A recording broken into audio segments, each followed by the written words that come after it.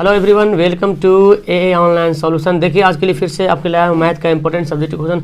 और इस वीडियो में हम लोग पढ़ेंगे क्या बोलते हैं मेंसुरेशन का इंपॉर्टेंट क्वेश्चन, जो ज़्यादा लॉन्ग नहीं है। 2 ही नंबर वाला सवाल मैं लिया हूँ बिकॉज टाइम भी नहीं था पास फिलहाल। तो चलिए स्टार्ट कर लेते हैं, वीडियो को सोच लेकर आखिर तक देखेंगे। तो चलिए हल करते हैं। यहाँ पे बोलता क्या है कि 6 सेंटीमीटर त्रिज्या वाले एक वृत्त के त्रिज्या खंड का क्षेत्रफल ज्ञात करें जिसका कोण जो है 60 डिग्री है। तो जब त्रिज्या दे दिया यहाँ पे कितना 6 सेंटीमीटर, 6 सेंटीमीटर क्या दे दिया त्रिज्या दे दिया। और 6 सेंटीमीटर त्रिज्या वाले हमको निकालना क्या, हमको निकालना इसका त्रिज्या खंड का क्षेत्रफल। तो अब कोण कितना दिया 60 डिग्री है ना, इसलिए त्रिज्या खंड का क्षेत्रफल क्या होता है, formula theta by 360 pi r square, ये होता है ना।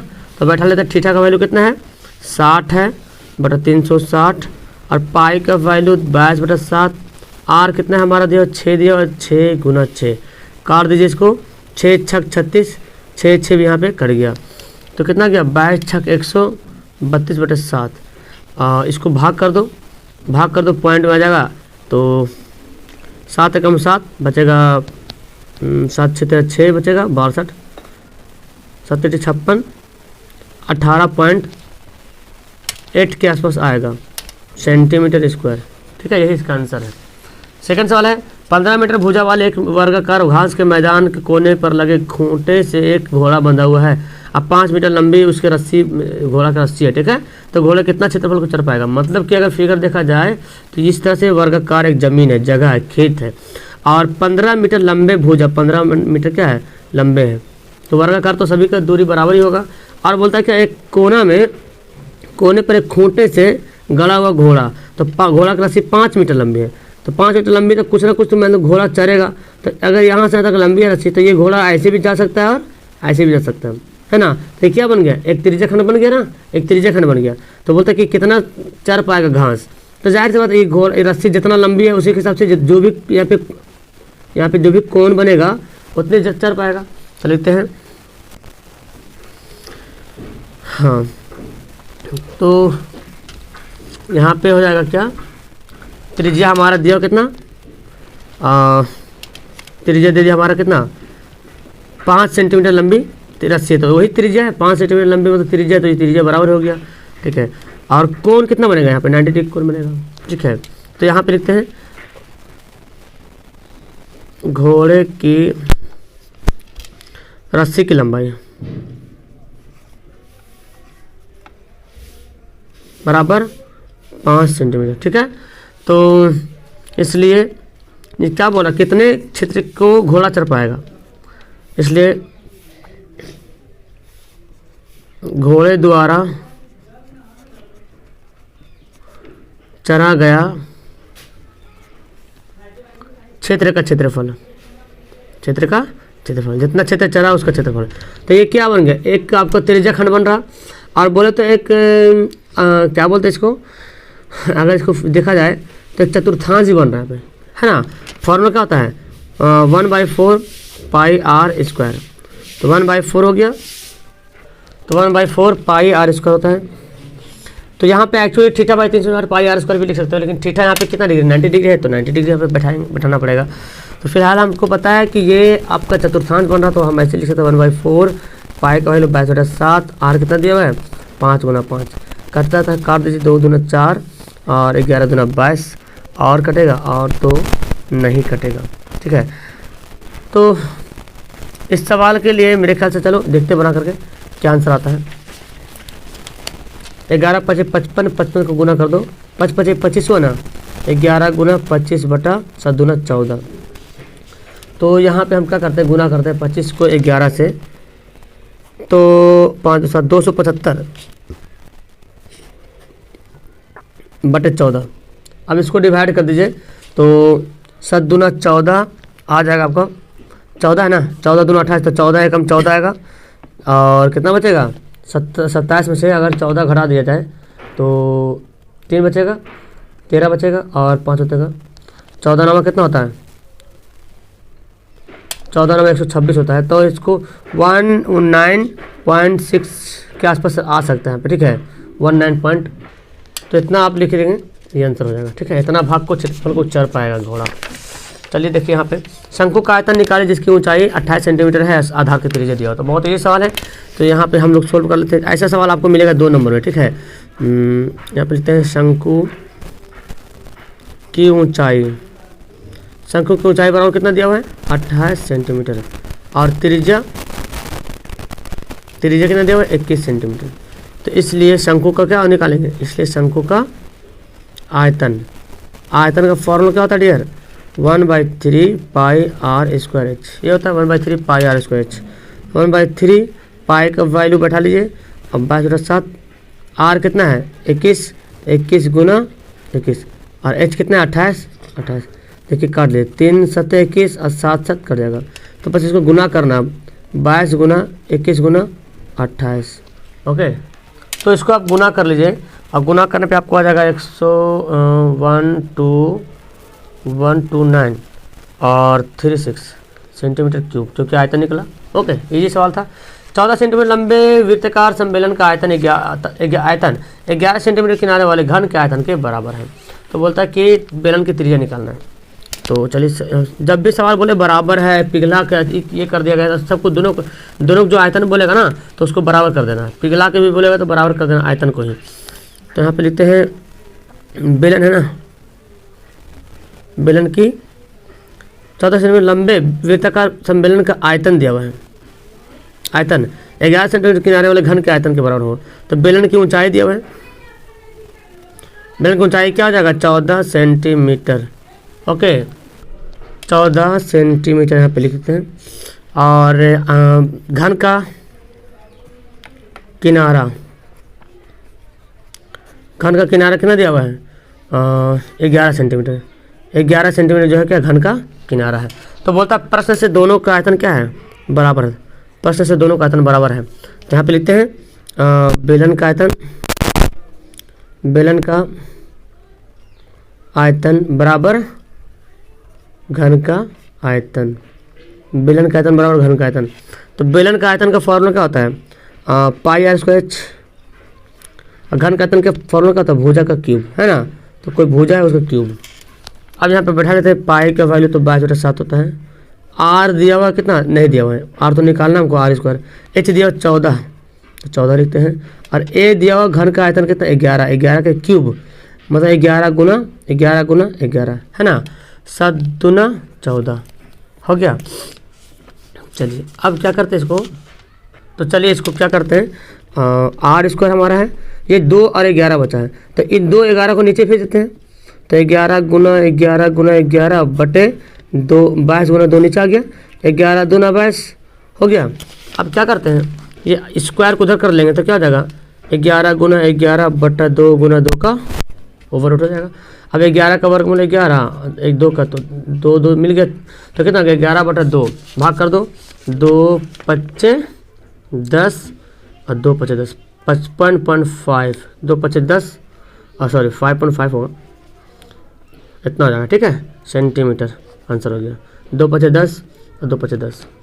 यहाँ पे दिया गया कि पानी से भरे गिलास की ऊंचाई 14 सेंटीमीटर है, उनके व्यास 4 सेंटीमीटर है, 4 सेंटीमीटर 2 सेंटीमीटर, गिलास में 2 व्यास होता है। जब आप गिलास बनाओगे तो एक ये इस तरह से मतलब छिन्नक बनेगा, क्या बनेगा छिन्नक बनेगा, ये देखो। तो ये ऊंचाई दे दिया यहाँ पे, यहाँ से ऊंचाई कितना दिया है, ऊंचाई दिया 14 सेंटीमीटर, और एक व्यास ये दिया है 4 सेंटीमीटर, और एक व्यास ये दिया 2 सेंटीमीटर। तो गिलास क्या की धारिता मतलब आयतन निकालना है, ठीक है, गिलास की धारिता मतलब आयतन निकालना है। चलिए तो हम यहाँ पे आयतन निकाल लेते हैं। तो पहले तो यहाँ पे कैपिटल आर स्मॉल आर मान लेते हैं, ये हमारा कैपिटल आर है, ये हमारा स्मॉल आर है, ठीक है। तो कैपिटल आर बराबर कितना दिया हुआ, कैपिटल आर कैसे निकालेंगे 4/2 यानी कि 2 सेंटीमीटर क्या हो गया कैपिटल आर, और स्मॉल आर कैसे निकालेंगे 2 है, 2/2 यानी कि 1। व्यास त्रिज्या का डबल होता है ना, तो त्रिज्या व्यास का आधा हो जाएगा, त्रिज्या व्यास का आधा हो गया, इतना सेंटीमीटर आ गया। और यहाँ पे ऊंचाई कितना दिया हुआ है 14 सेंटीमीटर। अब हमको निकालना क्या आयतन, किसके आयतन गिलास के आयतन, है ना, गिलास की धारिता। चलते हैं गिलास की धारिता का मतलब वही आयतन हुआ, अब देखो ये गिलास कैसा है, छिन्नक के तहत है। छिन्नक के आयतन का जो फॉर्मूला वही यहाँ पे सेट करेंगे।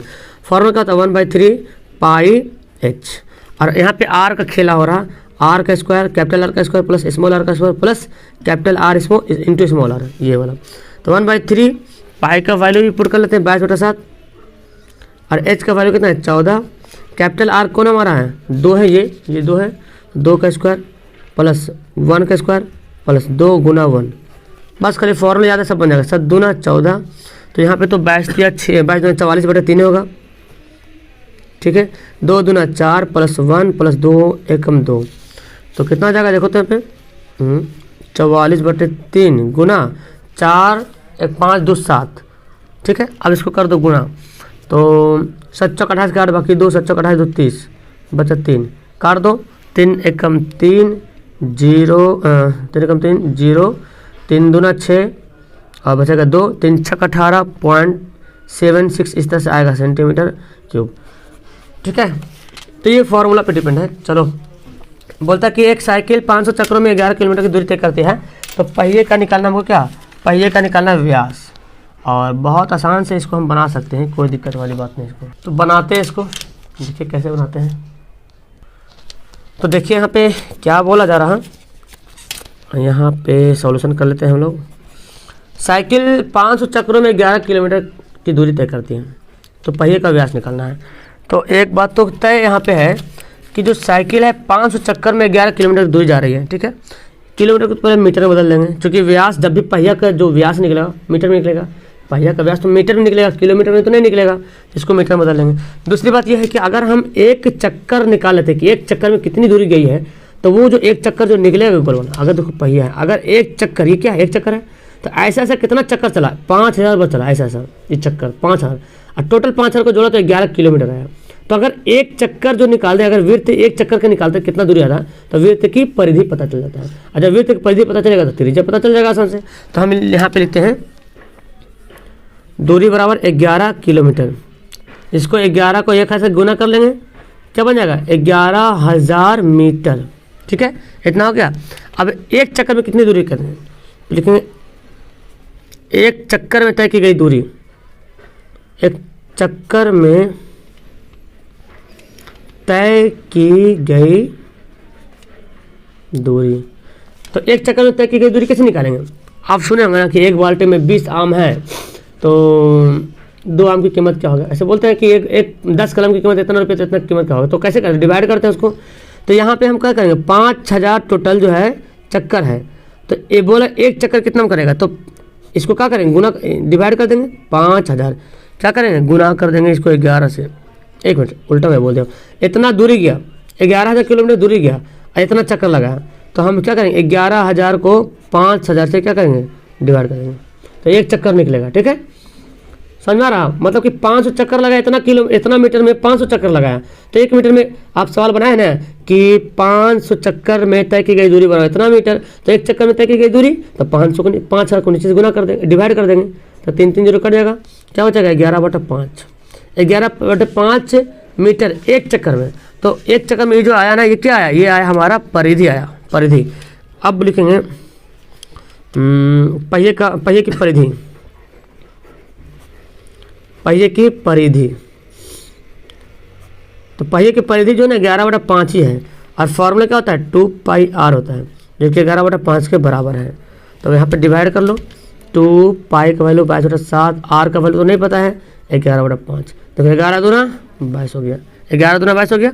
अब क्या करते हैं, अब हमको वही काम करना पड़ेगा, इसको उधर भेजो सबको, क्रॉस गुना करो, देखो 2 दूना 4 आर, आइए क्या हो जाएगा 5 भी इधर ला कर गुना कर दो, 2 दूना 4 5 इधर गुना हो जाएगा, 7 चल जाएगा उधर, तो 5 20 आर बराबर 7।